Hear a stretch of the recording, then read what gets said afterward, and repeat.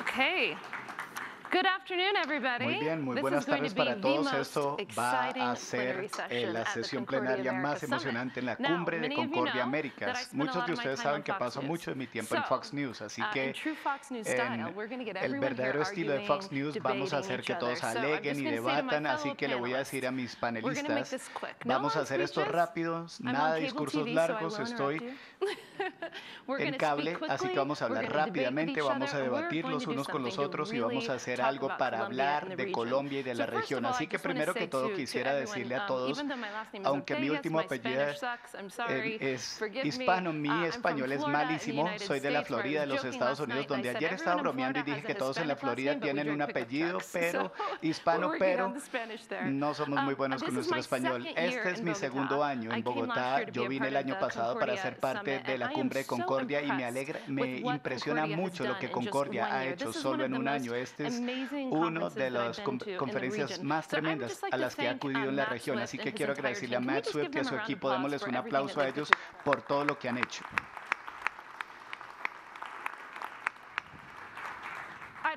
También quisiera felicitar a todos, al nuevo presidente y a la administración.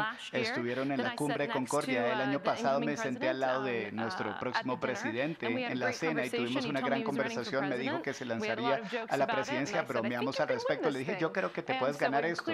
Así que claramente yo soy la razón. Fue mi toque mágico en esa cena. Así que espero que mi sarcasmo se traduzca bien al español para que todos entiendan. Bueno, cuando hablamos del futuro de Colombia, cuando hablamos de la economía, cuando hablamos del comercio, yo creo que claramente Colombia está en una gran posición después de algunos años de tener unos shocks en el mercado mundial que se sintieron. Tenemos muchos expertos en esta mesa y hablamos de esto, diálogos estratégicos. Quiero que sea un diálogo, un intercambio de ideas. La IMF, como tal vez lo sabes, presentó un reporte en cuanto a la economía y dijeron que hay algunas cosas en esta nueva administración que deben enfocarse en completar infraestructura, reducir barreras en el comercio internacional. La administración que entra ha hablado mucho de reforma de impuestos y como persona que se sienta en los Estados Unidos y ve la administración americana, es interesante para mí el número de paralelos entre lo que la administración Trump buscó en el primer año y medio y lo que esta administración entrante quiere buscar con relación a reformas tributarias y reformas regulatorias. Claramente la economía en los Estados Unidos está en un punto altísimo, así que voy a empezar aquí. Tenemos a nuestro siguiente ministro de Comercio, así que vamos a permitir que hables un poco de tu visión para Colombia, lo que tú quieres buscar en esta administración, pero específicamente quiero que entremos al tema de comercio. ¿Cómo crees que tu administración puede reducir algunas de estas barreras internacionales existentes? Thank you very much. Muchísimas gracias. ¿En inglés o en español? Depende de ti, yo tengo la traducción. Ok, voy a hacer el cambio con la posibilidad de tener esta conversación. Tal vez lo primero que tengo para decir es que creo que estamos en un escenario histórico en la vida de este país. Y un escenario histórico en la vida de este país en donde me parece que es indispensable considerar la urgencia de acelerar el crecimiento económico del país. La necesidad de identificar fuentes de crecimiento de mediano y de largo plazo. Y ahí es donde justamente entra el tema del comercio internacional. A mí me parece que existe la necesidad de profundizar dentro de las herramientas con que contamos en materia de comercio internacional. Profundizar en cómo lograr diversificar la oferta exportable, cómo profundizar también en nueva oferta de exportación. Como lo decía el presidente Duque, no se trata necesariamente de firmar más tratados de libre comercio. Se trata de sacarle provecho a aquellas herramientas que están ahí dispuestas. Pero simultáneamente con esto, me parece que tenemos que reconocer que hay una dinámica social distinta. Una dinámica social en donde tenemos que considerar y responder a la problemática de inclusión en nuestro país. En donde tenemos que ser conscientes de que el crecimiento tiene que ser un crecimiento con equidad.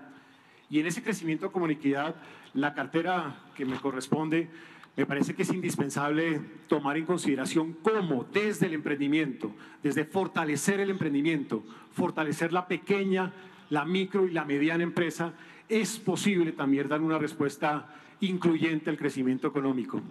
Y finalmente, me parece que es indispensable reconocer que estamos en un momento de transición de país. Por muchos años, el país ha estado estancado en materia competitiva. La productividad total de los factores sigue estando muy mal, crece en forma negativa. Me parece que el país tiene que entrar en profundidad en una respuesta a cómo ser más productivo. Y la productividad va de la mano de la innovación.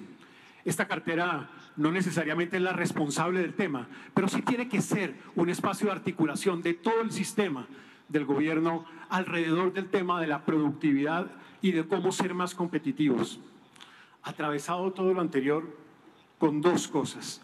Primero, el logro de mayores fuentes de crecimiento económico, de más productividad y de respuestas incluyentes en el crecimiento tiene que ir a las regiones.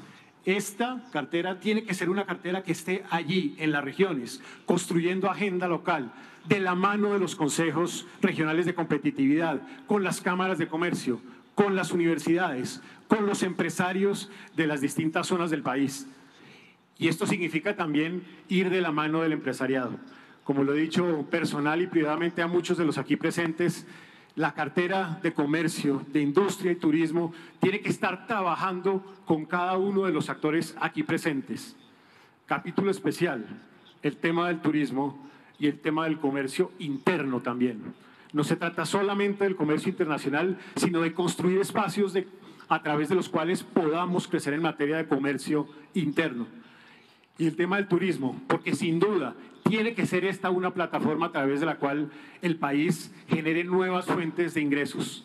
¿Todo para qué? Insisto, para responder a una nueva realidad de país. El país avanzó en materia de reducción de pobreza, pero el país se enfrenta ahora a una nueva clase media que reclama trabajo estable y formal, reclama oportunidades de generación de nueva empresa, reclama servicios públicos que se presten con calidad. Y nosotros tenemos que disponer las herramientas para que esto sea posible. Tal vez lo primero que tengo para decir es que creo que estamos en un escenario histórico en la vida de este país. Y un escenario histórico en la vida de este país en donde me parece que es indispensable considerar la urgencia de acelerar el crecimiento económico del país. La necesidad de identificar fuentes de crecimiento de mediano y de largo plazo. Y ahí es donde justamente entra el tema del comercio internacional.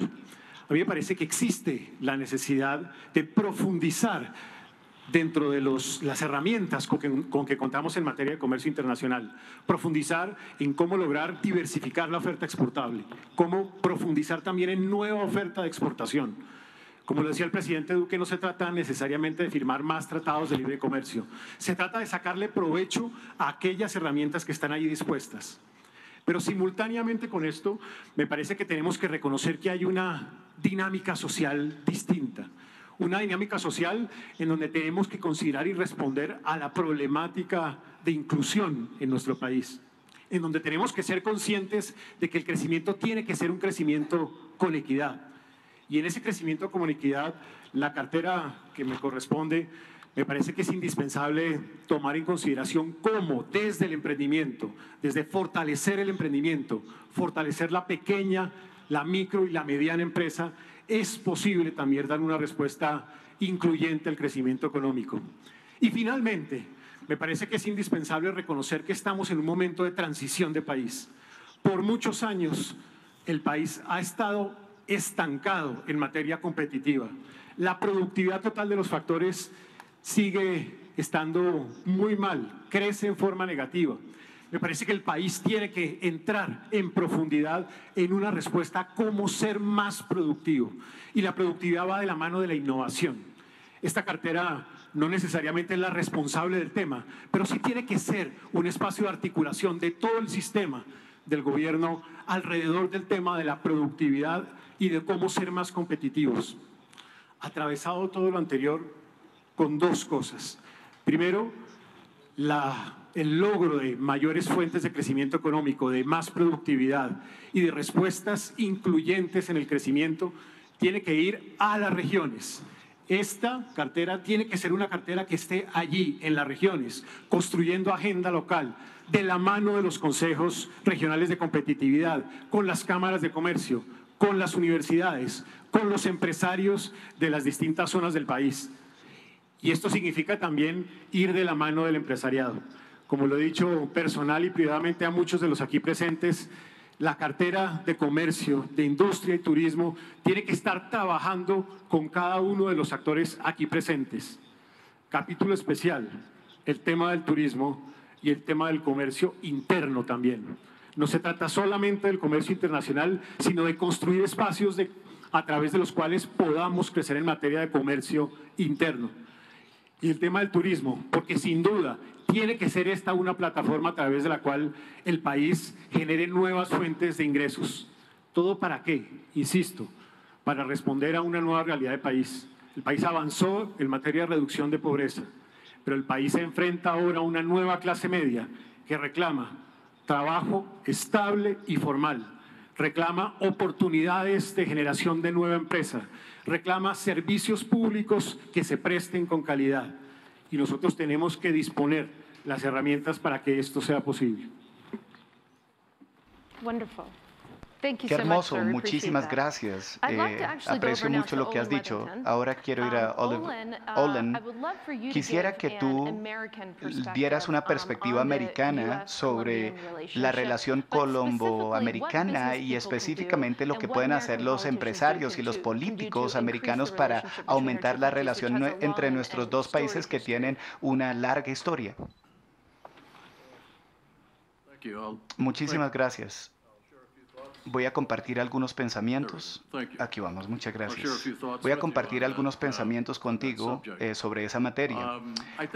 Yo creo que el más alto nivel en este punto ha sido hecho repetitivamente en estos 2 días de este evento.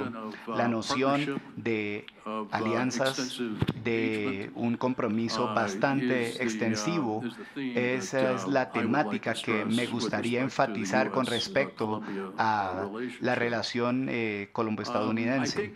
Yo creo que ahí, en general, yo creo que es justo decir en Estados Unidos, y bueno, no hablo por la administración, pero siento aquí en Colombia, más importante, una alta expectativa en cuanto a los prospectos de un crecimiento económico, como también el panorama de la administración Duque de que pueda políticamente entregar esos resultados. Y yo creo que desde la perspectiva de un negocio que mira a este mercado, ciertamente la situación de seguridad, de los retos que hay en corrupción, eso es un gran reto. Si queremos ver una expansión de flujo de capital extranjero, yo creo que es esencial que haya un punto de cambio en esas 2 áreas, seguridad y también corrupción. Ahora, sin eso, yo creo que en la situación macroeconómica, yo creo que va a ser algo muy incierto. Ahora, han habido por parte del presidente electo una amplia gama de políticas bastante sólidas que él desea presentar. Por supuesto, son ideas y hay implicaciones políticas. Ahora, yo no quiero comentar en este momento sobre políticas en particular, pero yo quisiera enfatizar que en el menú hacia el largo plazo de las propuestas que se han hecho, yo creo que es importante no ignorar la importancia esencial de la prudencia en políticas macroeconómicas.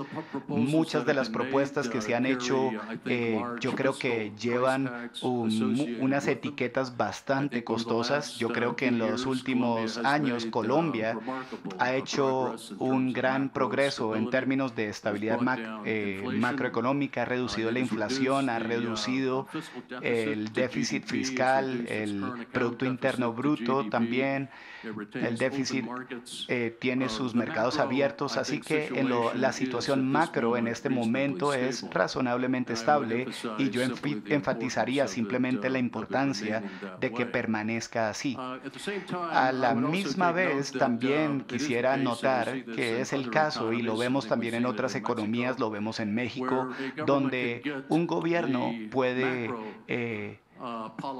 tener la política macro, tenerla como en el blanco, pero aún así no entregar un crecimiento económico sólido. Y eso depende de una amplia gama de macropolíticas que se relacionan con hacer negocios, se relaciona con la problemática de corrupción, también con el cumplimiento de derechos de propiedad. Y yo creo que también se relaciona con la provisión de ciertos bienes públicos como la continua expansión de infraestructura y también el desarrollo de educación para que sea un buen conductor de productividad. Y quiero hacer un último comentario, si me lo permiten, sobre comercio. Yo de verdad que aplaudo la apertura de Colombia en términos de sus mercados hacia la importación.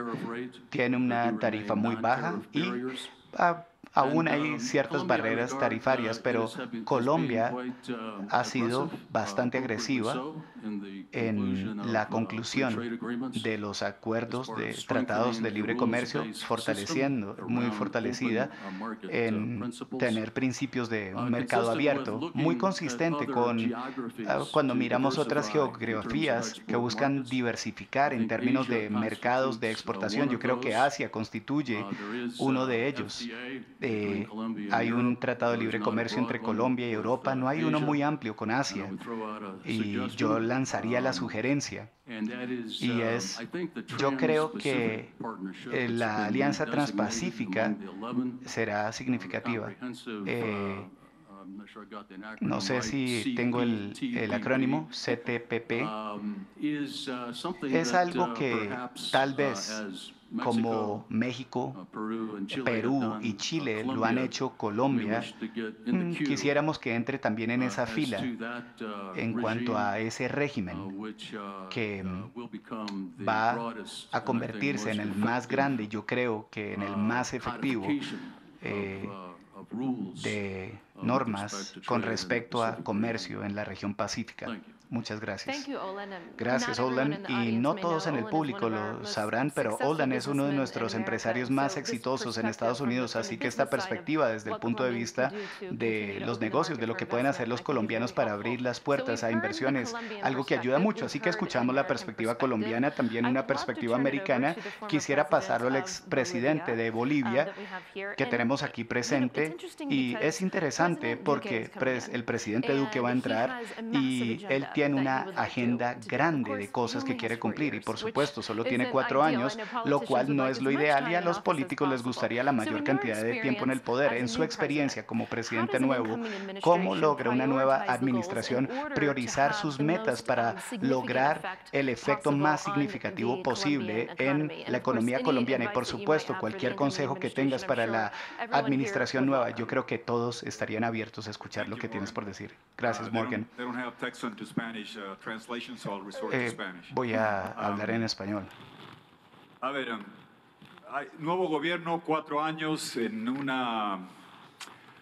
año particular, lo que ha sido 2018. Quizá la gente no sabe, pero cada 12 años en América Latina tenemos un ICBM.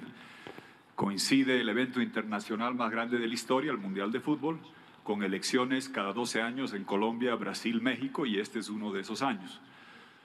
Eso cada 12, pero cada nunca coincide no solo esto, las 3 economías más grandes con cambio de gobierno, sino en el Triángulo del Caribe, la elección de Colombia y las coronaciones de Cuba y Venezuela, que han dominado el quehacer geopolítico de la región.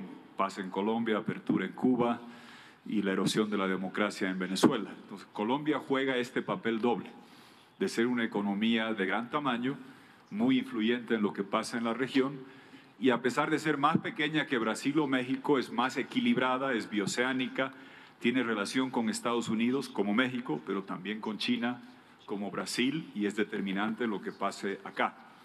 Y no tengo la menor duda, siempre lo he pensado, que la única forma de tener paz sostenible en Colombia es con democracia en Venezuela y trabajar en el vecindario.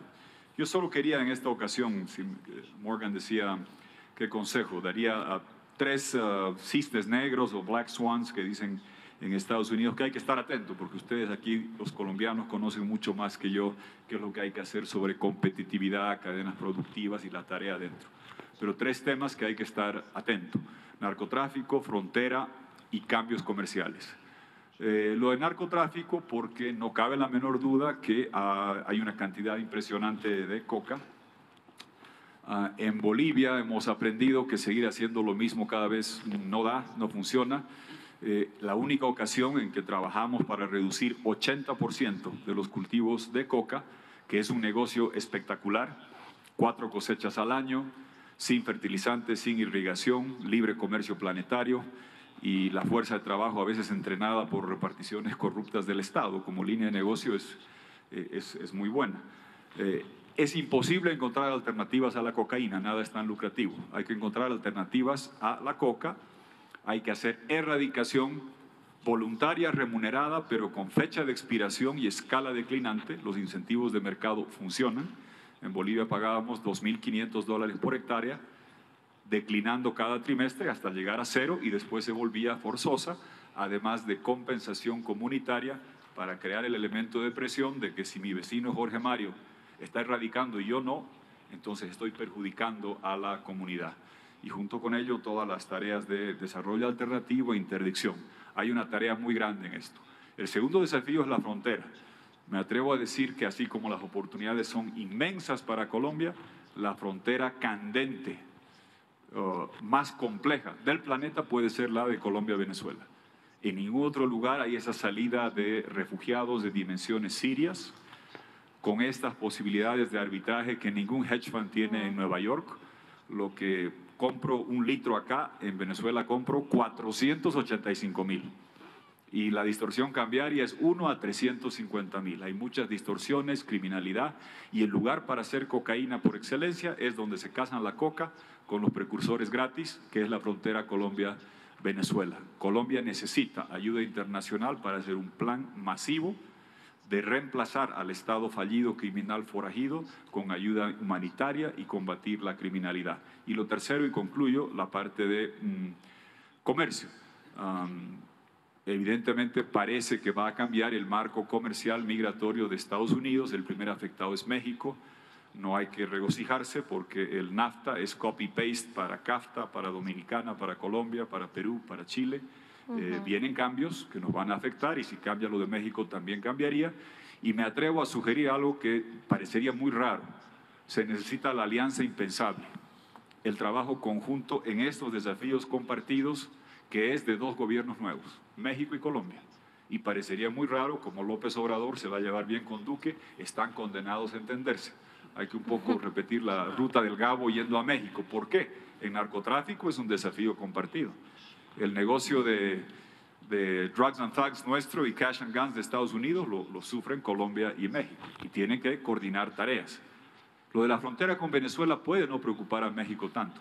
Lo del comercio y cambio de NAFTA puede preocupar más a México, pues habrá que hacer un entendimiento donde el gobierno de Colombia le dice a México: ayúdame en el tema de la frontera de Venezuela a Nicaragua, y trabajamos juntos en la materia comercial, migratoria y los cambios que se vienen con Estados Unidos. Creo que esos son los desafíos, y Colombia y México, con un poco de tequila y un poco de aguardiente, tienen una gran tarea, y Duque y López Obrador la pueden hacer. That's great. Everyone likes tequila. Qué bueno, a todos les gusta el tequila. Les dije que esto iba a ser una sesión divertida.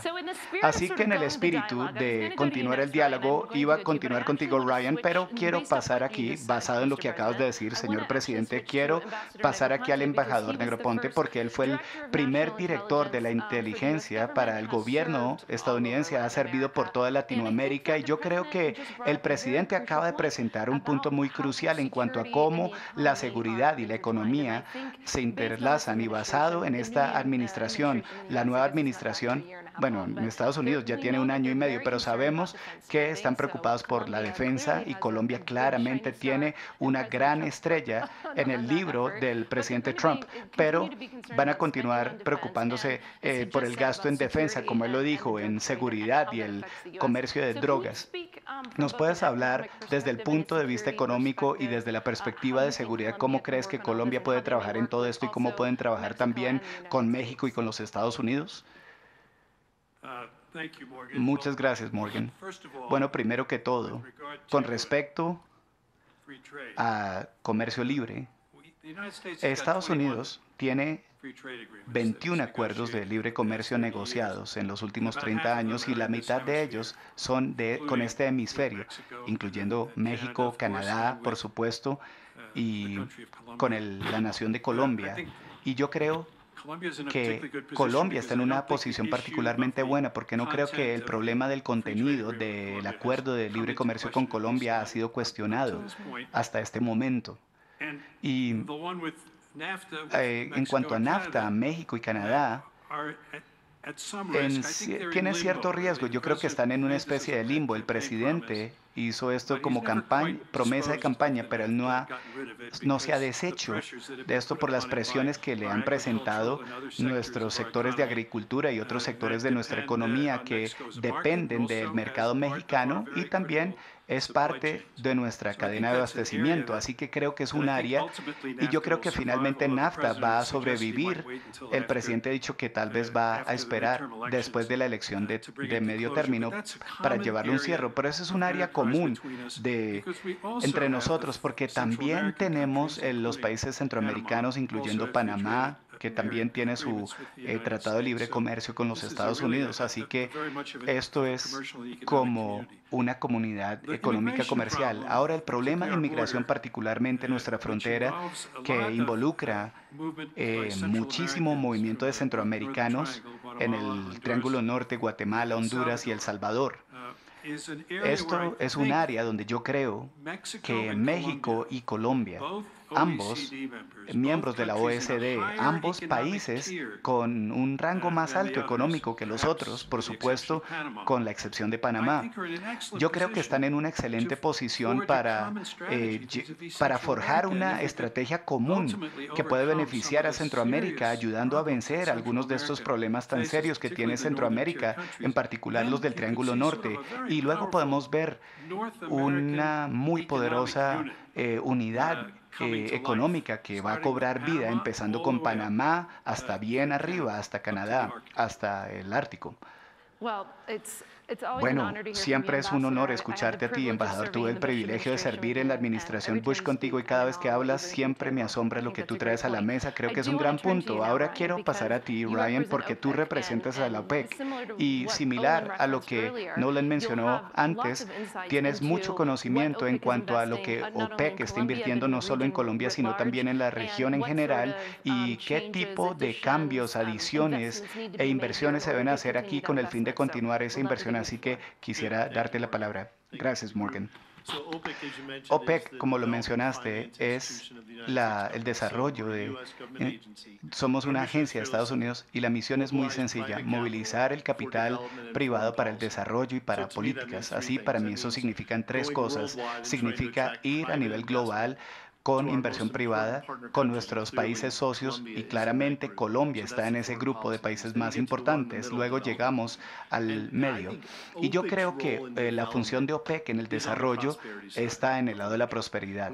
Y cuando pensamos en seguridad, cuando pensamos en cualquiera de las otras partes, Colombia y Latinoamérica trabajaron para estabilizar y para crecer. OPEC puede traer prosperidad.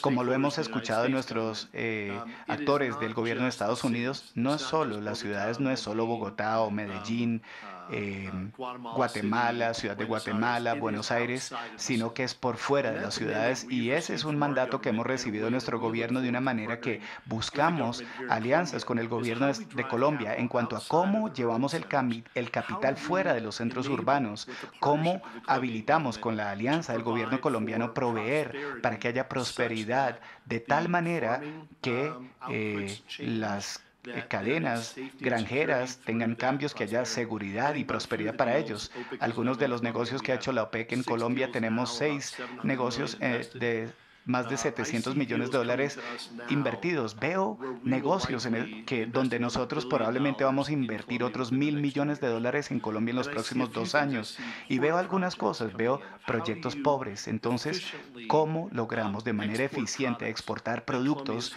que Colombia hace de manera tan excelente por el mundo? Yo veo proyectos de crecimiento, no solo forjar los mejores proyectos PPP, sino cómo tenemos vías para asegurarnos de que haya un transporte eficiente desde las zonas de agricultura. Esta administración está comprometida con Latinoamérica, como las otras zonas del mundo. Es un mandato que ha recibido la OPEC claramente desde los más altos niveles de nuestro gobierno. Nosotros esperamos más movilización, más de 5.000 millones de dólares invertidos en Latinoamérica y el Caribe en los próximos 2 años, que es igual a nuestro portafolio de los últimos 15 años. Así que vemos oportunidades impresionantes y anhelamos entrar y buscar maneras de buscar esa paz de prosperidad entre los Estados Unidos y Colombia. Así que si estás en los negocios, estás en el público y necesitas una inversión, Ryan es la persona con la que debes hablar. Bueno, tenemos mujeres impresionantes en esta mesa y quiero llegar a ellas también, especialmente la senadora María Guerrero. Algo que me interesa mucho es que esta administración ha dicho que van a buscar unas reformas tributarias que quieren que la economía empiece a marchar. Está creciendo como al 3%, dependiendo de por dónde la miras. Creo que la IMF pronosticó 2.7 para el 2018 y sabemos que la economía colombiana tiene que crecer mucho más que eso con el fin de ser dominante entre las economías emergentes de Latinoamérica. Así que cuéntame, ¿tú respaldarás una agenda de reformas tributarias y si no, cuál es tu plan para reavivar la economía colombiana?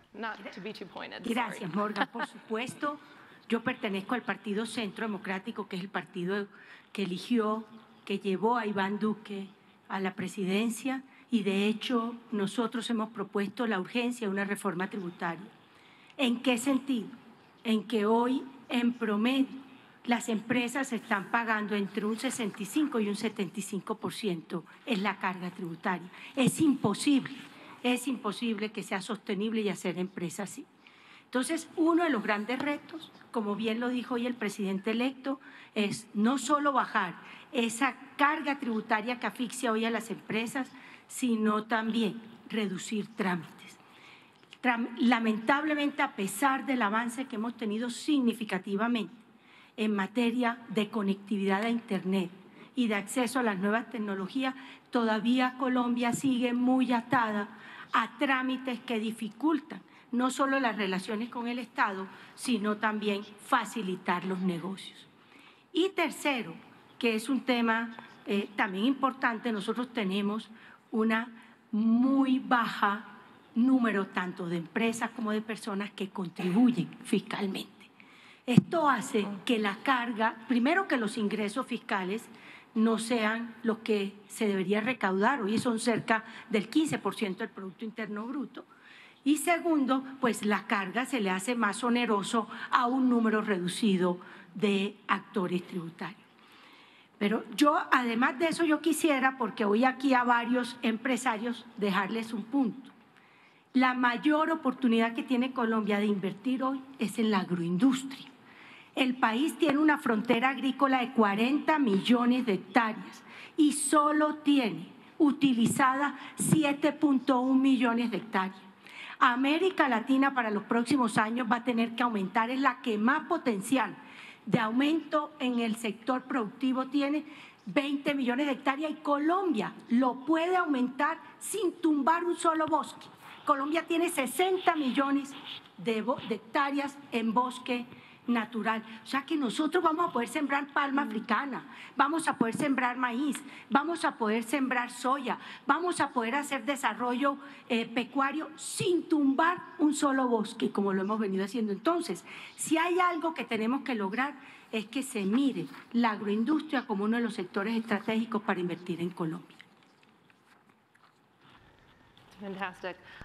Qué fantástico. He disfrutado conocer a la vicepresidenta esta mañana y a todas las mujeres que están aquí en Colombia, personas agresivas. Creo que ustedes deben manejar el mundo. Quiero pasar ahora a Nick, nuestro querido líder. Nick, creo que debo decirte tu majestad, pero su majestad, pero yo bromeo con Nick. Yo creo, Nick, que es tan impresionante lo que tú y Matt han hecho con Concordia a nivel del mundo. ¿Nos puedes decir, hemos escuchado muchas perspectivas tremendas de Colombia, de Estados Unidos, de los inversionistas extranjeros, de presidentes internacionales? ¿Nos puedes decir cuál es la visión de Concordia para Colombia, para las Américas y cómo crees que este foro puede continuar ayudando a la economía colombiana para avanzar? Muchas gracias y muchas gracias, Morgan, por hacer esto. Creo que le doy las gracias a todos por venir. Miren, primero que todo, voy a ser muy breve. No soy experto en comercio y no soy experto en comercio regional, pero soy una persona que se preocupa desde la perspectiva empresarial. Mi función es representar a nuestro negocio familiar, que tiene que ver con muchas cosas que tienen que ver con libre comercio, hospitalidad. Así que mientras que no soy experto en tratados de libre comercio, soy una persona que se preocupa mucho por la retórica actual que está saliendo de los Estados Unidos en cuanto a comercio libre. Y soy muy afortunado de poder viajar por todo el mundo y de hablar con líderes del sector de transporte y del sector de logística. Es algo que aterra bastante en cuanto a lo que podría suceder si esta guerra comercial escala más allá. Uno mira el sector de aviación de Boeing, el mayor exportador del país, de los Estados Unidos, y ellos están extremadamente preocupados, están muy preocupados de lo que podría suceder. Así que yo no tengo mucho por agregar, solo que yo creo que estamos como teniendo esta conversación entre una nube oscura de lo que podría suceder en esta guerra comercial. Nadie lo sabe. Y yo espero que no sea algo que escale, porque el argumento de comercio libre es un mejor argumento y espero que se pueda hacer de manera más simple. Muchas veces lo contrario es más fácil hacer que la gente tome empleos que sean muy simples. El comercio libre, uno se demora más en explicarlo, pero yo creo que en nuestro negocio, en el negocio del shipping, todos los artículos de comercio tienen esa imagen, se ve ese barco allá y hay muchas personas preocupadas. Entonces, me disculpo por no traer conocimiento en esto. Espero que podamos llevarlo hacia mayores discusiones, pero para esta región, para este país y también para el mundo, la naturaleza de libre comercio histórica de Estados Unidos ha cambiado de la noche a la mañana y lo que va a suceder próximamente es de gran interés para todos nosotros. Así que si alguien tiene la respuesta para eso, me encantaría escucharle. En términos de Colombia, como dije ayer, adoramos este país. Ha sido muy especial para nosotros, muy amable con nosotros cuando no tenían que serlo. Y lo que quiero decir con eso, Matt y yo teníamos 25 años, 26 años y no teníamos nada más que una idea. Muchos colombianos nos apoyaron, así que queremos hacer lo mismo también por Colombia, estar aquí para largo plazo y espero que un día pueda llegar a hablar español. Es algo que me da vergüenza admitir que no hablo español. Gracias nuevamente a todos. Espero que el resto de las discusiones sean productivas. Bueno, Nick, por lo menos tu apellido no es Rodríguez y que tienes un mal español. Creo que presentas un punto muy interesante de que si nos desharemos de esta oscura nube de libre comercio, yo fui una de las personas que fue tanto a las convenciones demócratas y republicanas y les puedo decir que la convención demócrata se enfocó más en anticomercio, anti-TTP, así que creo que desde la perspectiva americana que ustedes van a ver 20 personas lanzándose a la nominación presidencial en el año 2020 y esas 20 personas no van a lanzarse con una agenda de libre comercio. Es lo que la base quiere y ese es un factor en todos nuestros planes de negocios y de gobierno. Ahora, hablando de negocios, Samara, te tenemos aquí y tú eres como la gerente de asuntos públicos de Bavaria y todos ustedes tienen que tratar con comercio a diario. De hecho, están tratando tratando con un problema muy interesante en el comercio ilícito y cómo esos productos falsificados están afectando a la empresa que tú representas. ¿Hay algunas disposiciones legales o políticas que el gobierno colombiano esté trabajando actualmente y son suficientes para esta lucha ilícita? ¿Qué crees que se debe hacer y se debería hacer? Gracias, Morgan. Las disposiciones normativas con que cuenta Colombia hoy para luchar contra el comercio ilícito son insuficientes. Son incompletas desde el punto de vista de una industria, digamos, me voy a referir a una industria puntual, que es la industria de las bebidas alcohólicas. ¿Y por qué lo hemos visto, digamos, y lo hemos vivido en los últimos años, en donde lo que hemos presenciado es un incremento en el mercado, digamos, en la participación en el mercado de las bebidas alcohólicas que son ilegales? Actualmente el 22% de nuestro mercado está en manos de los ilegales. Esto, digamos, es malo para la industria, obviamente porque es un mercado de unos 1.200 millones de dólares. Es malo para el Estado porque deja de percibir alrededor de 650 millones de dólares al año por los impuestos que se dejan de pagar. Y es malo sobre todo para el consumidor. ¿Por qué? Porque actualmente ese 100% de ilegalidad, la tipología de bebida alcohólica ilegal principal no es el contrabando, son las bebidas adulteradas. Y digamos que este es un fenómeno que se ha venido alimentando de dinámicas regionales. ¿Por qué? Porque por un lado tenemos el relleno, que se alimenta de productos muy económicos que ingresan desde Venezuela, y por otro lado tenemos pues la producción ilegal de bebidas alcohólicas, que es el típico alambique que estoy segura han podido ver en medios, en donde se producen bebidas en unas condiciones bastante precarias en términos sanitarios. ¿Y estas bebidas de dónde se alimentan? Pues básicamente del etanol que Colombia importa en su gran mayoría.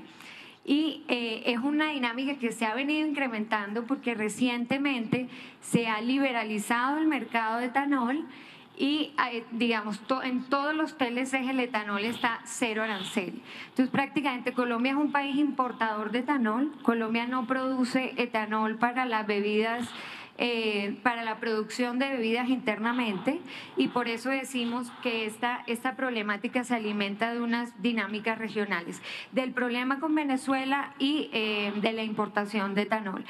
Hasta el año 2016 el Estado empezó a contemplar algunas medidas para este fenómeno, sin embargo que quedó en gran parte por fuera de la ley anticontrabando. Se han desarrollado muchos temas en este sentido, pero en el tema de adulteración y falsificación, que es un tema que también afecta a la industria, digamos que las medidas son insuficientes, por llamarlo de alguna manera. Thank you. Appreciate that. Gracias, agradezco. Nosotros hemos hablado mucho sobre comercio y de hecho quiero pasar ahora al CEO del Grupo Argos, Jorge María Velázquez. Usted tiene una infraestructura prolífica como experiencia, así mismo como su empresa. Hemos pasado mucho tiempo en esta sesión ya hablando sobre seguridad, hablando sobre comercio. Ahora pasemos para hablar sobre la infraestructura un poco. ¿Cuáles son los obstáculos y los desafíos en el desarrollo de la infraestructura en Colombia y cómo esta nueva administración puede superarlos? Hemos escuchado a Ryan de OPEC, hemos escuchado hablar sobre la importancia de la infraestructura relacionada con la mejora de la economía colombiana. Desde su punto de vista, desde el punto de vista de los negocios, ¿qué se debe hacer? Morgan, muchísimas gracias. Matthew, Nicolás, muchísimas gracias por poner o armar esta maravillosa agenda. Realmente he disfrutado estando aquí. Voy a tratar de darle mi respuesta lo más integral posible a la respuesta en la medida de lo posible, desde el punto de vista del sector privado, y luego pasaré al español. So the first thing that I would like to highlight is that the issue of infrastructure is a national priority. And I believe that the country has evolved to a point where there is a clear awareness of the importance of leaving infrastructure. In any ranking that we see today, Colombia is ranked 87 in the World Economic Forum ranking, but its economy number 34 or 33 in the world. So there is like no level of coincidence or match in terms of the size of our economy and the quality of its infrastructure.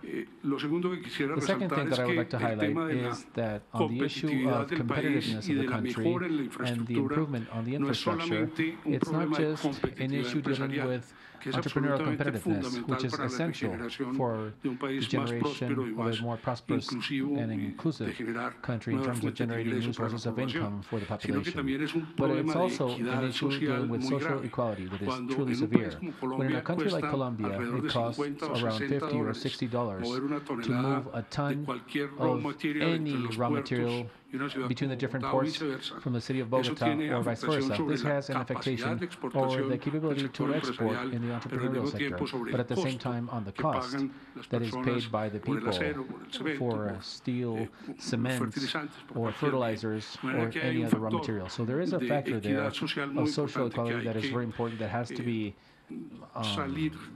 that we have to get rid of, let's say, for the good of the future of Colombia. So how does the program evolve for the infrastructure in Colombia? I think that the country has made important progress in terms of infrastructure. And here, I would like to stop to give a vision of what is actually going on. Infrastructure is not just 4G roads, and I'm going to talk about the 4G roads. But infrastructure is oil infrastructure, it's infrastructure in the electric sector, it's infrastructure in ports, in airports, riverine navigation, aqueducts, water systems. And when we look at the global view, Colombia has taken important steps. Of course, there are important challenges to be faced. And when we stop in the project of the 4G, it's an ambitious project of 42 specific projects around the country that pretend to build close to 8,000 kilometers of double lane roads. And this project that is divided in 42 sub-projects or 42 subsections has 23 of those sectors with what we call an anti-closing. It's a closing of feasibility, but only 16 projects have a financial closure that is close to 40% of the projects of the fourth generation have a financial closure. And those that have a financial closure are in different state of development. Some are starting, some are in pre-construction, or some have an advance or progress of 60 or 70%. And one could tend to look at an empty glass or half full glass, and I tend to see it as a half full glass. And I think that the country has made an important progress in terms of creating solid infrastructures that make sense as a country. We have quickly advanced in the definition of an institutional architecture with the arrival of ANI, replacing Lincoln, and ANLA, the FDN, and the implementation of the law on infrastructure, or APPs. These are all institutional frameworks that are solid, and I think this gives the country to support on them. And I celebrate what President Duque said this morning, in the sense that, yes, we do need to make corrections, and I have to correct several aspects, and we are going to build on what has been built already.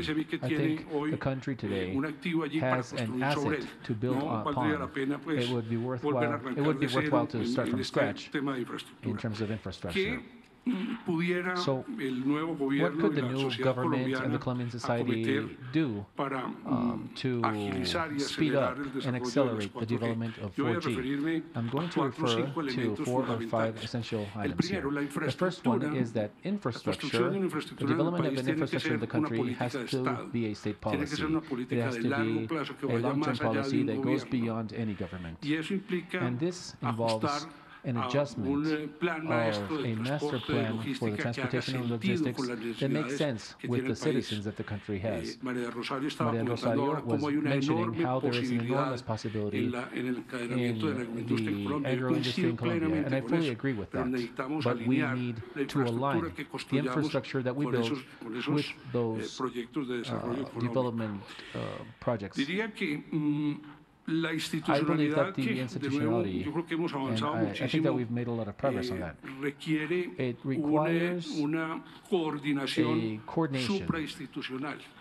Y eso tiene que estar liderado, en mi opinión, por el presidente de la República, con un conocimiento claro de que la infraestructura es una prioridad del país, para que haya una coordinación adecuada entre las distintas agencias del Estado. Y finalmente, yo creo que en la visión de largo plazo, más allá de un término de gobierno, es importante que las instituciones y las entidades que trabajan en infraestructura apliquen las mejores prácticas de buen gobierno para atraer, para retener, para capacitar la mejor gente que en el largo plazo pueda no solamente en números, sino en calidad, acometer un proyecto que es de largo aliento. Como tercer elemento de los que creo que hay que mirar, diría que es muy importante recuperar y ganar la confianza del sector financiero en el proyecto de infraestructura del país. Ha habido, desde luego, algunos elementos muy desafortunados en algunos proyectos, pero a los concesionarios y a los financiadores nacionales e internacionales hay que darle todas las garantías en los STP para que los contratos de concesión que tienen acceso con estos proyectos les dé la seguridad jurídica y los documentos jurídicos para poder tener las garantías de largo plazo. Como cuarto, termino con un punto adicional, yo diría que es importante que el país piense o repiense la matriz de riesgos. ¿Cuántos riesgos asume el Estado y cuántos riesgos asume el particular? Y hay que recordar que el esquema de concesiones es un esquema donde el concesionario es un administrador temporal por encargo que hace una financiación de un bien público del Estado. De manera que yo creo que hay que estudiar muy bien en dónde están mejor retenidos ciertos riesgos y dónde es más barato retenerlos, si en cabeza del Estado o en cabeza de un particular. Y esa es una discusión técnica que yo creo que vale la pena eventualmente asumir. Yo creo que, por ejemplo, hay una necesidad urgente en el tema de la ley estatutaria de las consultas con comunidades. Yo creo que es fundamental que las comunidades tengan, desde luego, el derecho a opinar sobre los distintos proyectos y cómo deben modificarse o acomodarse a sus necesidades, pero no se pueden convertir esas consultas en una consulta abierta sin un marco de tiempos, sin un acompañamiento del Estado y sin una claridad, digamos, para que no se vuelvan un elemento transaccional entre comunidades y privados.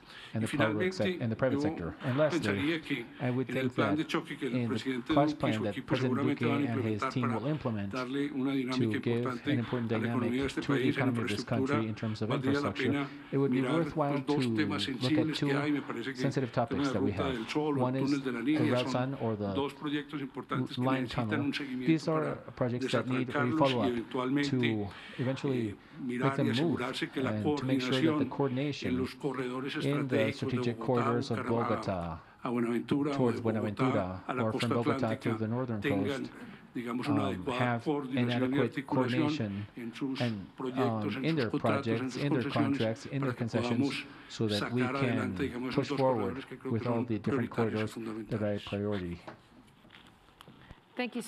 Muchísimas gracias, eso fue fascinante. También me encantan los colombianos porque creo que tienen 3 cierres por aparte, ¿no?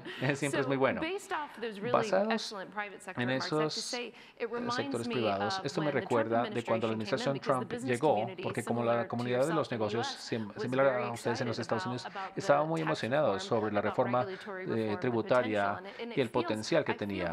Y siento esa energía aquí en Colombia de las personas de la comunidad empresarial sobre lo que puede hacer esta administración entrante. Entonces ahora vamos a pasar a uno de los competidores, al embajador Juan Carlos Pinzón, a quien conocen los norteamericanos porque él tenía las mejores fiestas en Washington cuando él estaba ahí. Pero no, mentiras, él hizo más que eso. Es un tipo impresionante. Pero bueno, tengo que preguntarle, señor embajador, usted fue un competidor y claramente podemos sentir esa energía de la comunidad empresarial de que entienden que esta administración va a tener que hacer nuevas reformas y rápidamente, precisamente por la corta administración. ¿Qué puede hacer el presidente Duque para que Colombia vuelva a ser grande? Bueno, yo fui un competidor pero salí del juego hace meses y eso fue una fortuna porque me vi todo el Mundial. Así que hoy es la primera actividad pública que hago desde que dejé de ser un competidor en la arena pública.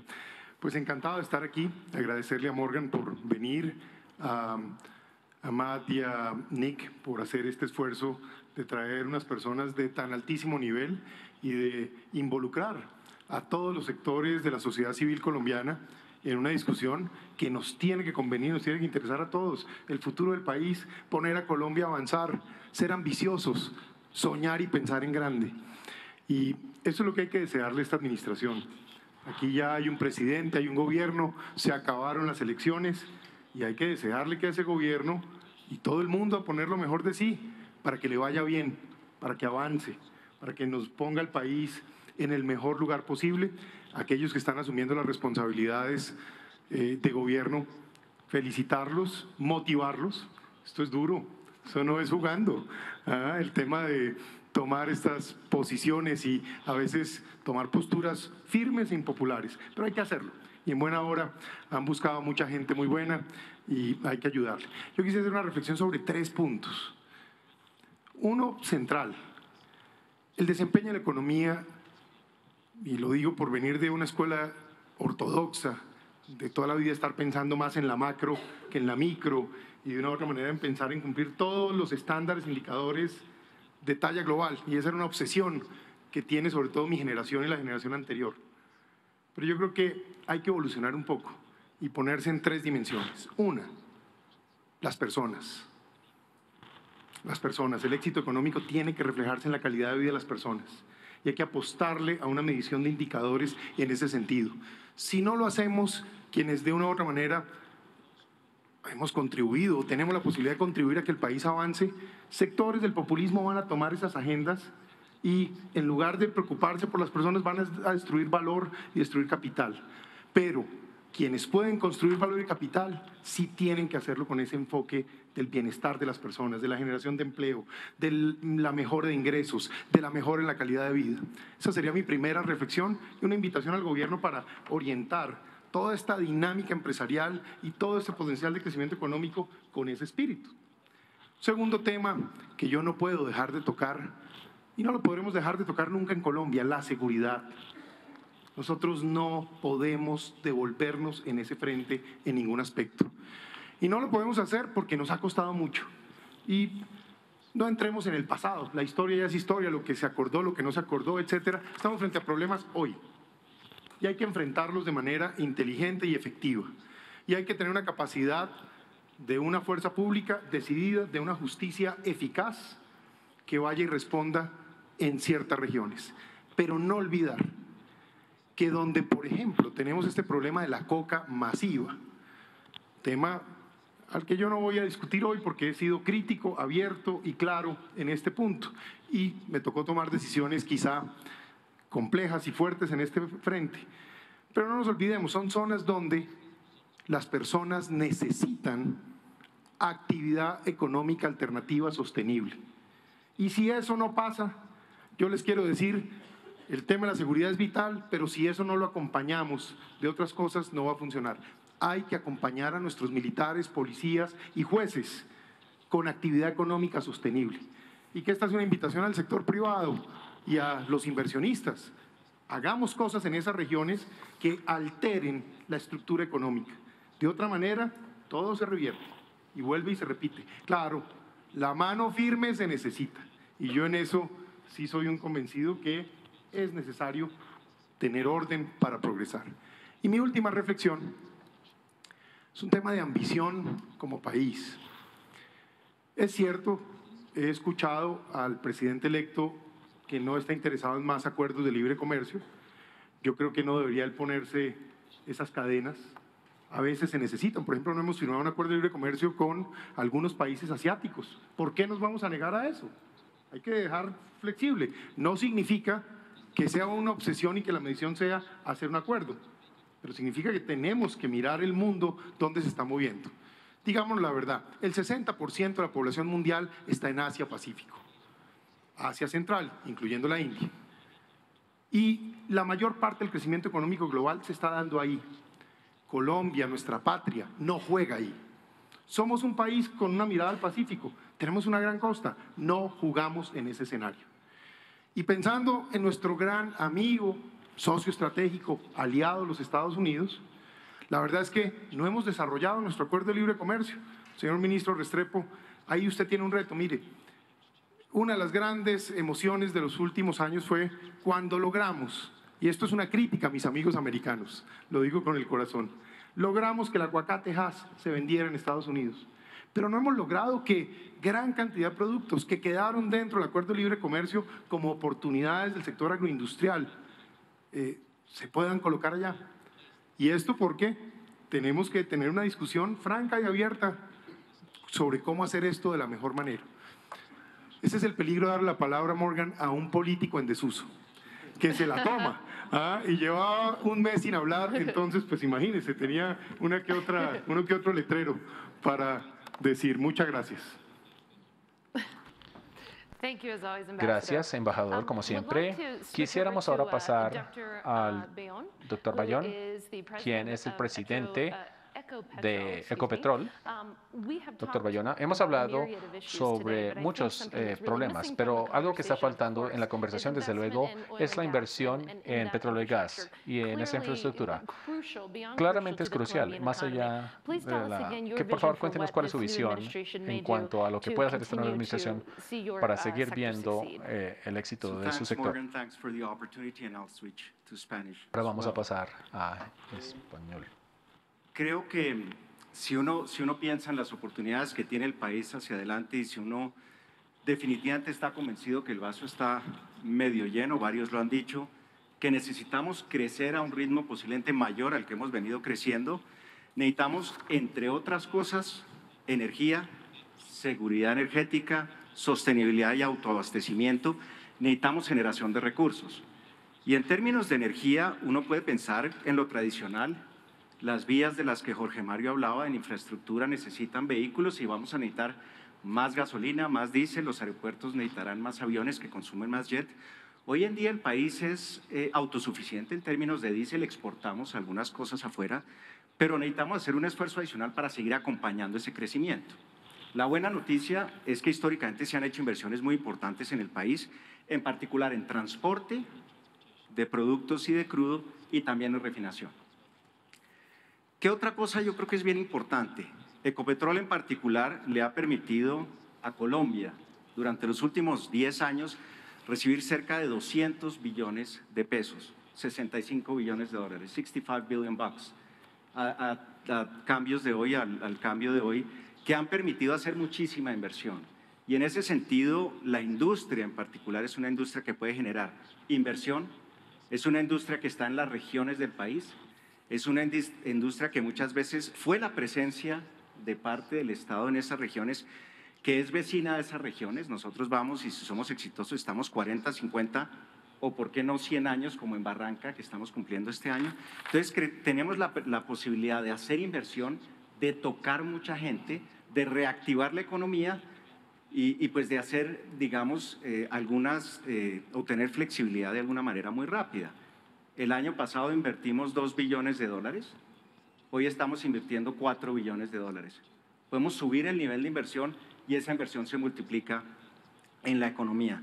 Entonces yo creo que desde el punto de vista de sostenibilidad del país, desde el punto de vista de crecimiento, desde el punto de vista de acompañar esas ideas de infraestructura, inclusive desde el punto de vista de capacitación, de proveer empleos de buena calidad, bien remunerados, de que la educación también llegue a otras partes, la industria juega un papel fundamental.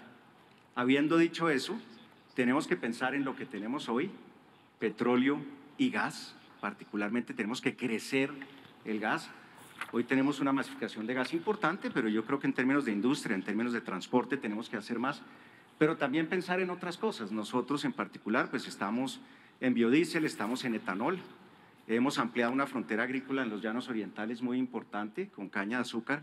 Tenemos que ayudar desde el punto de vista de esta posibilidad de generar productos nuevos, de tener productos que nos ayuden también desde el punto de vista del cambio climático y de emisiones, pero pensar en alternativas nuevas y pensar en esos 15, 20, 25 años hacia adelante cómo miramos las cosas de una manera un poquito más comprehensive. Y en eso, pues nosotros en Ecopetrol particularmente estamos trabajando bastante el tema solar. Tenemos un instituto de tecnología bien fuerte dentro de Ecopetrol, entonces creo que de alguna manera Ecopetrol ha sido, digamos, columna vertebral del país en muchos sentidos y creo que tenemos la posibilidad de seguir siendo. Adicionalmente, pues tenemos unas relaciones comerciales muy fuertes con Estados Unidos particularmente, exportamos muchos productos, hoy refinamos crudo de los Estados Unidos, del Golfo de México en Cartagena, y estamos empezando a importar crudo de Estados Unidos para Barrancabermeja también, que era algo insólito. Entonces creo que hay muy buenos vínculos y hay muchas posibilidades comerciales hacia adelante. Thank you, Dr. Bayón. Gracias, doctor Bayón. Tenemos otro senador muy distinguido, Luis Fernando Velasco.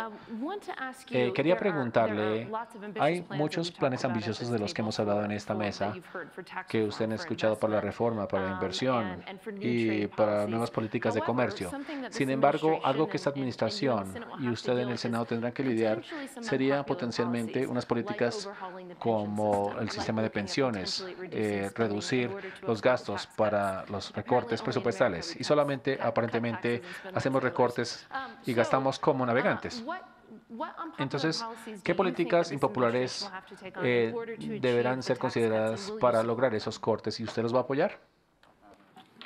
Afortunadamente me tocó la pregunta más fácil. A ver, aquí se ha hablado de la competitividad del país. Aquí se ha hablado de las ventajas comparativas que puede tener Colombia y yo creo que nosotros no las hemos explotado suficientemente. Voy a responder a lo último su pregunta. ¿Y por qué arranco de esa manera? Porque es que aquí cada vez que hablamos de ajustar las finanzas del Estado, terminamos pensando en los más débiles. Y los empresarios nos olvidamos que esos más débiles son los consumidores que han mantenido de buena manera la economía de este país. Por ejemplo, a mí me parece que plantear, con todo respeto por el Comité Intergremial, que la declaración de renta arranque con menos de 3 salarios mínimos, hombre, por favor, lo que nosotros necesitamos es crear riqueza. Si usted le quita esos recursos al consumo, en el fondo lo que le está quitando es plata a la economía, entre otras cosas, porque el Estado no es eficiente en el gasto público. Yo no sé si ustedes alguna vez se han puesto a ver cuántos recursos hay en fiducias de proyectos aprobados por el Estado y hace cuánto. La cifra es impresionante, supera los 100 billones de pesos. O sea, la sociedad haciendo un esfuerzo para que haya inversión social. Se hace el proyecto, se aprueba, pero el proyecto no arranca. No arranca porque no hay capacidad de ejecución.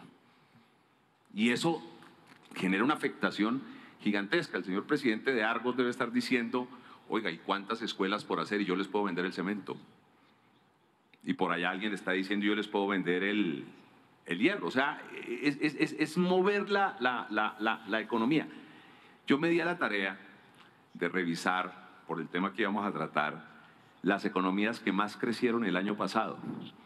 Yo sé que ustedes las conocen y el público, gran parte del público las conoce. Pero me impresionó ver que, tal vez con excepción de India, todos son países que uno no se imaginaría el grado de crecimiento económico. Etiopía, Uzbekistán, Nepal, Tanzania, Djibouti, ese no estaba en mi, Djibouti no estaba en mi radar, Laos, Camboya, Filipinas, Birmania, y todos tienen un elemento en común, presidente Quiroga, y es que todos hicieron una altísima y eficiente inversión pública. La inversión pública latinoamericana, sumado público y privado, es muy baja la inversión. Nosotros tenemos que mejorar en inversión y para eso hay que mejorar en ejecución. Cuando el Estado haga eso, yo sí creo que hay que sentarse a pegarle una revisada al gasto público que es ineficiente. Colombia no se justifica que tengamos unas pensiones altísimamente subsidiadas, que no son las pensiones de la gente que hizo el esfuerzo, de la pequeña pensión, sino la alta pensión. O sea, hay que pegarle una revisada. Segundo, yo sí creo que tenemos que pegarle una revisada al salario, pero no para quitarle ingresos al trabajador, sino más bien quitarle cargas al empresario en ciertas zonas. Me gustó cuando alguien dijo, tal vez nuestro querido embajador Pinzón, cuando dijo, hombre, si queremos darle seguridad, porque es que el empresario viene cuando escucha que hay seguridad. Si no escucha que hay seguridad, no viene. Por eso también es importante comenzar a entender que la campaña ya pasó y antes que hacer trizas los acuerdos, lo que tenemos es consolidarlos y darle al mundo y venderle al mundo que este es un país en donde se puede hacer inversión. Entonces, volviendo a ese tema, usted no puede pedirle a un empresario que vaya a la Gabarra, que vaya al Chocó, que vaya al Putumayo, a Caquetá, al Cauca, a hacer inversión, si tiene que pagar exactamente igual por desarrollar su proyecto de inversión como lo tiene que pagar en Cali, Medellín y Barranquilla. No puede. Pero tampoco puede decirle, porque políticamente es imposible, que le va a quitar ingresos al trabajador. ¿Qué es lo que tiene que hacer? Es decirle, hay zonas en donde las obligaciones del Estado, las obligaciones del empresario, las puede ayudar a cumplir el Estado. Venga, señor, si usted hace una inversión en la Gabarra, usted va a tener, usted le paga el salario mínimo a su trabajador, pero en otros aportes que tiene que hacer, se los vamos a rebajar, porque nos interesa hacer esa inversión por seguridad. Cuando se hagan ese tipo de propuestas, será mucho más fácil defender algunos recortes, otros recortes. Y esto es lo más impolítico que se puede decir en algún lugar, pero lo voy a decir. Mire, Colombia tiene que revisar los subsidios, porque en muchas zonas del país no hay un subsidio al trabajo, sino un subsidio a la vagancia. Hombre, uno no puede llegar al eje cafetero, hablar con la gente que está tratando de sembrar cítricos y saber que esos empresarios no consiguen quien les coseche cítricos, pero cuando se va a Armenia ve unas colas gigantescas de gente recibiendo un chequecito. Un momentico, comencemos a ver cómo integramos eso a generación de empleo. Y por último, no nos quitemos las ventajas comparativas.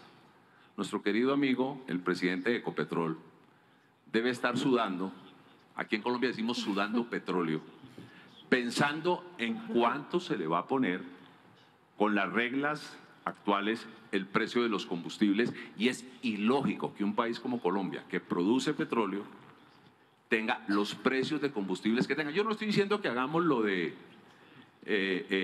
Ecuador ni lo de Venezuela. Incluso le estoy diciendo, peguémosle una revisada, no se justifica que un galón de gasolina en Colombia tenga casi 3.000 pesos de impuestos. Es que no es por ahí. No se justifica que nosotros digamos que tenemos que pagar petróleo colombiano a precio del petróleo en la costa del Golfo de México, pero que tengamos que pagar etanol, que también va en la gasolina, a un precio en donde subsidiamos al empresario.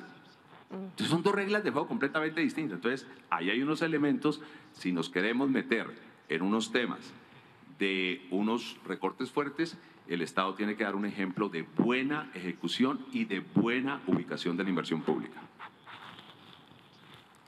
Public Investment. Muchas gracias, senador. Y nos quedan 3 personas y las contribuciones de todos ustedes son muy importantes, Javier, Mariana y Luis.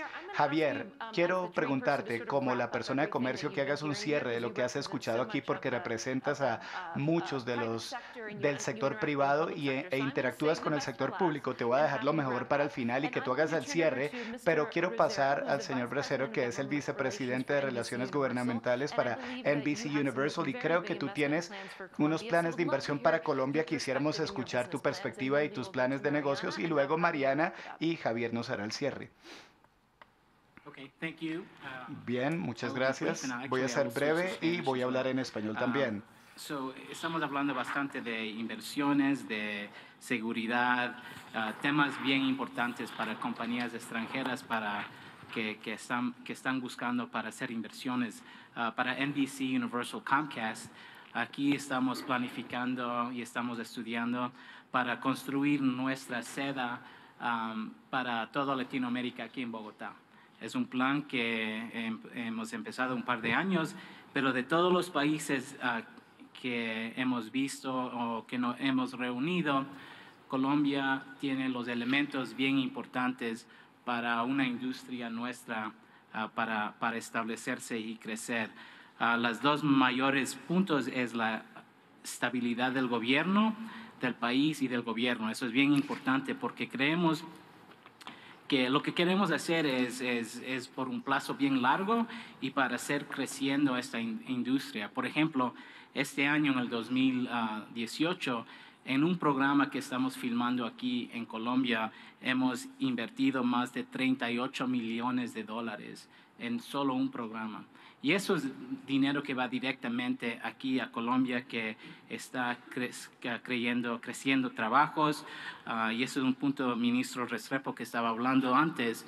Ayuda para el turismo, pero esos trabajos son estables y crecen.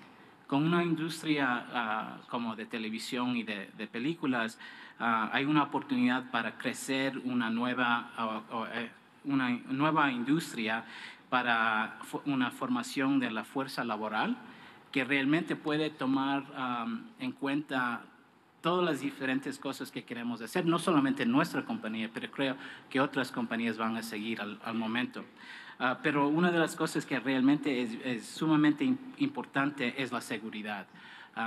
Para compañías extranjeras, lo más importante es para asegurar que no solamente en la inversión, pero, por ejemplo, la oficina que queremos abrir va a tener entre 100 o 200 posiciones permanentes.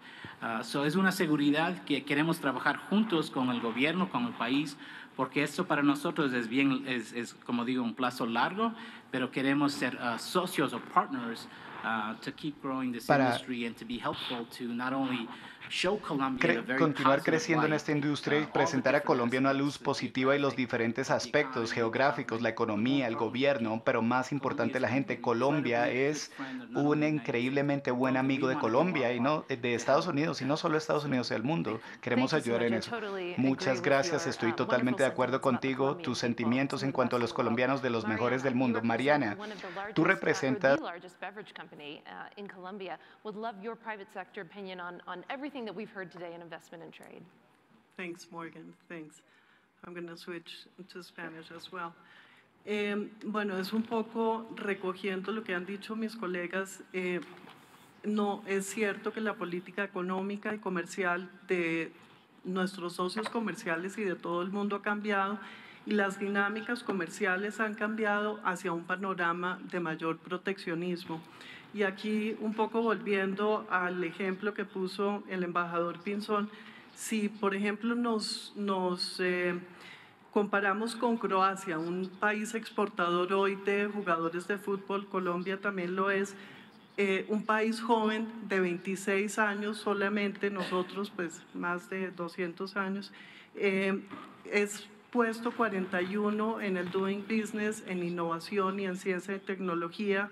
En seguridad es puesto 51 en Doing Business del Banco Mundial, nosotros somos 59, exporta un 50% de lo que exporta Colombia, teniendo una población de 4.2 millones de habitantes, y las exportaciones son 20% del PIB nacional. Es una economía diversificada, es una economía integrada a la Unión Europea, pero igualmente es una economía que ha sabido enfrentar esos grandes retos y expectativas que le ha dado no solamente la Unión Europea, sino también el entorno de los países balcánicos. Nosotros, en cambio, nos hemos rezagado en responder efectivamente a esos retos de la economía internacional, a ese proteccionismo. Uno de los puntos que hizo el nuevo ministro, el doctor José Manuel, es que tenemos que ser sagaces, inteligentes, tenemos que ser dinámicos e integrar una política agrícola con la política industrial, con la política económica, alineada con el sector empresarial. Yo creo que lo más importante es esa coordinación con nosotros, que somos los que creamos empleo, que creamos crecimiento en el país, y alineado con las expectativas del nuevo presidente, del presidente Duque, fortalecer el emprendimiento y fortalecer el empleo en el país. En ese sentido, yo creo que los TLCs nos han dado unas reglas claras, una seguridad jurídica, pero tenemos también que revisar las reglas de juego. Tenemos que ser inteligentes, muy alineados con la industria, de cómo enfrentar ese proteccionismo. Tenemos que fortalecer la industria, tenemos que ver y defender todo aquello que hemos ganado, pero estamos jugando en un nuevo sistema económico internacional, en particular en el tema comercial y económico. Y en el tema regulatorio, que como directora de Asuntos Regulatorios es el que enfrento día a día, el país está atrasado en sus procedimientos, en su alineación. Parte de nuestra labor es coordinar o hablar con los ministerios de Agricultura, de Industria, las superintendencias de Industria y Comercio, pues ni hablar de los entes de control como el INVIMA, el ICA, todas estas entidades que lo que deberían hacer es facilitar y darle al empresario todas esas iniciativas, sirvan al empresario para poder crecer y poder comerciar tanto internamente como externamente. En el Doing Business del Banco Mundial somos puestos 125 entre 190 naciones en el comercio en fronteras. ¿Y qué evalúa esto? La facilidad para las importaciones, las exportaciones, y en términos de gestión documental estamos todavía muy atrasados.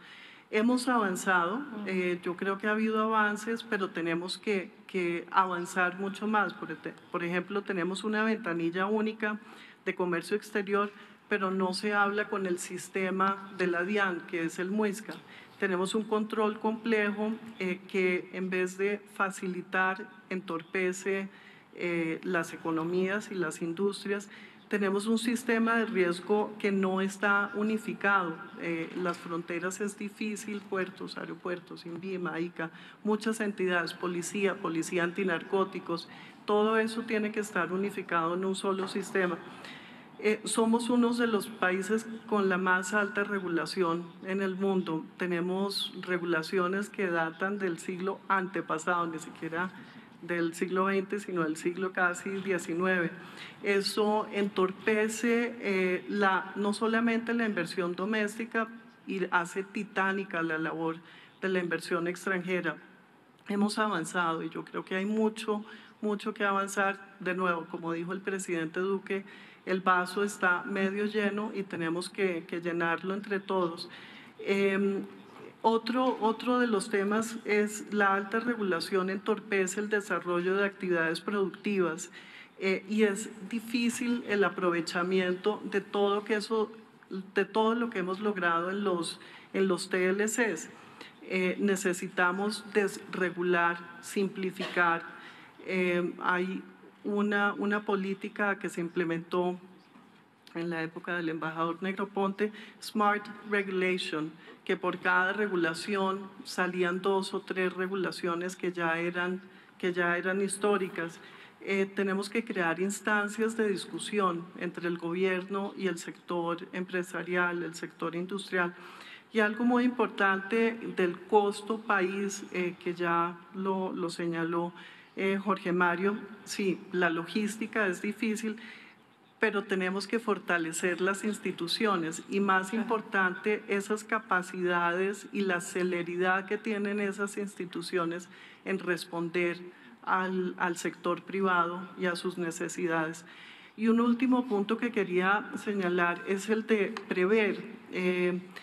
El 25 de junio el USTR Lighthouser señaló que una vez salieran del NAFTA problem, ellos querían revisar para modernizar el TLC con Colombia. Claramente estamos debajo en la lista, vienen otros países antes, pero yo creo que es importante prever esas circunstancias porque no solamente va a haber mayor proteccionismo por parte de Estados Unidos, sino podemos ser, o ya lo estamos viendo, vamos a recibir muchas exportaciones de China, por ejemplo, y nuestra economía está bastante abierta. Entonces, yo creo que trabajar conjuntamente con el gobierno, prever, facilitar, simplificar, hacer la vida más fácil para el empresario para poder crecer. Gracias. Muchas gracias, Mariana. Creo que hiciste unos puntos muy impresionantes. Javier, ahora te doy la palabra a ti para hacer un cierre de esto. Tú eres el presidente de la Asociación Nacional de Comercio Internacional, así que me parece que eres la mejor persona para hacernos el cierre, así que danos tu perspectiva. Cuando uno escucha a los compañeros de este diálogo, encuentra un denominador común. Es el optimismo sobre el futuro de la economía colombiana. Pero no solo depende de nosotros.